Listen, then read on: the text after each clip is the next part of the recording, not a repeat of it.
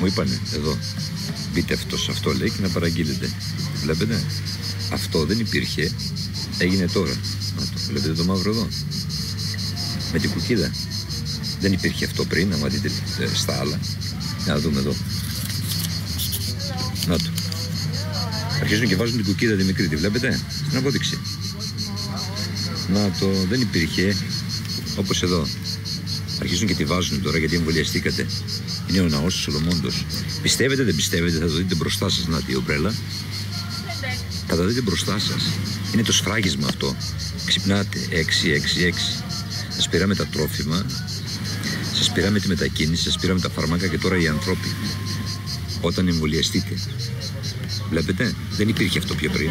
Εμείς δίνουμε σημασία στα σημεία των καιρών. Χωρίς την οργανωμένη παραλία.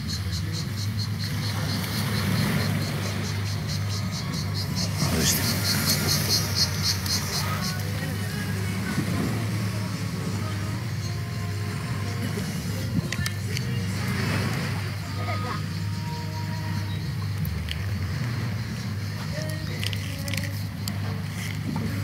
Όσοι το καταλάβετε και δεν χρησιμοποιείτε αυτό, θα σωθείτε. Οι υπόλοιποι δεν ξέρετε πού βαδίζετε. Αυτό δεν υπήρχε, γιατί το βάλανε τώρα. Αυτό δεν υπήρχε. Η μικρή κουκίδα εδώ πριν δεν υπήρχε. Τη βάλανε τώρα γιατί εμβολιαστήκατε. 6. Άμα ξυπνήσετε καλώς, δεν ξυπνήσετε, εμείς είμαστε υποχρεωμένοι να